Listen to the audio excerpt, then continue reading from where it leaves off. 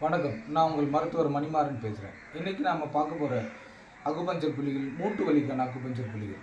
இதில் மூட்டு தேய்மானம், மூட்டு வீக்கம், மூட்டு வலி இது போன்ற அத்தனை பிரச்சனைக்கும் தீர்வு தரக்கூடிய அக்குபஞ்சர் புள்ளிகளை ஒவ்வொன்றா பார்க்கலாம்.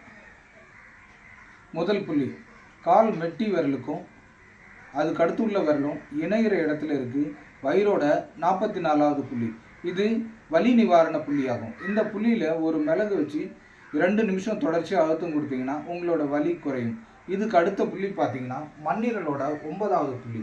இது எங்கே இருக்குது அப்படின்னு பார்த்தீங்கன்னா, இந்த கால் தேய்ச்சிட்டே வரும்போது மூட்டு மேலே ஏறுற பகுதி எலும்பு இதுலேருந்து பார்த்தீங்கன்னா ஒரு பள்ளம் வரும். இது உங்களுக்கு இப்படி அழுத்தம் தடவிட்டே வரும்போது இந்த இடத்துல ஒரு பள்ளம் ஏற்படும். இந்த பள்ளம் தான் மண்ணீரலோட 9வது புள்ளி. இந்த புள்ளியில் ஒரு மிளகு வச்சு 2 நிமிஷம் அழுத்தம் கொடுங்க. அதுக்கு அடுத்த புள்ளி பார்த்தீங்கன்னா LE4. இந்த புள்ளி எங்கே இருக்குதுன்னு பார்த்தீங்கன்னா, மூட்டி மடக்கி வைக்கும்போது 2 பக்கமும் பள்ளம் ஏற்படும்.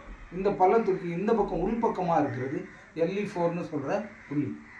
இந்த புள்ளியிலையும் ஒரு மிளகு வச்சு தொடர்ச்சியாக அழுத்தம் கொடுத்துட்டு வாங்க 2 நிமிஷம். இதுக்கு அடுத்த புள்ளி பார்த்தீங்கன்னா மண்ணீரலோட 10வது புள்ளி. இது எங்கே இருக்குன்னா, மூட்டுக்கு 2 அங்குலம் மேலே இருக்குது.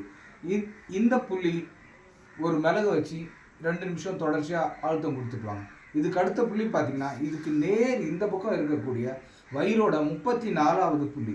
இந்த புள்ளியிலும் ஒரு மிளகு வச்சு 2 நிமிஷம் தொடர்ச்சியாக அழுத்தம் கொடுத்துட்டுவாங்க. இதுக்கு அடுத்த புள்ளி பார்த்தீங்கன்னா, இந்த பள்ளத்துக்கு இந்த பக்கமாக வெளிப்பக்கமாக இருக்கக்கூடிய பள்ளம் வயிறோட 35வது புள்ளி. இதுக்கு அடுத்த புள்ளி பார்த்தீங்கன்னா, இதிலிருந்து 3 அங்குலம் கீழே இருக்கக்கூடிய வயிறோட 36வது புள்ளி. இந்த புள்ளி ஒரு மிளகு வச்சு தொடர்ச்சியாக அழுத்தம் கொடுங்க. இதுக்கு அடுத்து பார்த்தீங்கன்னா, மூட்டுக்கு பின்பக்கம் இருக்கக்கூடிய புள்ளிகள் முக்கியமான புள்ளி. இந்த ரேகை முடிகிறதுக்கு ஒரு அங்குலம் மேலே இருக்குது கல்லீரலோட 8வது புள்ளி. இந்த புள்ளியில் ஒரு மிளகு வச்சு 2 நிமிஷம் அழுத்தம் கொடுங்க. இந்த ரேகைக்கு கீழே ஒரு புள்ளி இருக்குது சிறுநீரகத்தோட 10வது புள்ளி. இந்த புள்ளியிலையும் ஒரு மிளகு வச்சு தொடர்ச்சியாக 2 நிமிஷம் அழுத்தம் கொடுங்க. இந்த ரேகையிலேயே பார்த்தீங்கன்னா நடுவு மையத்தில்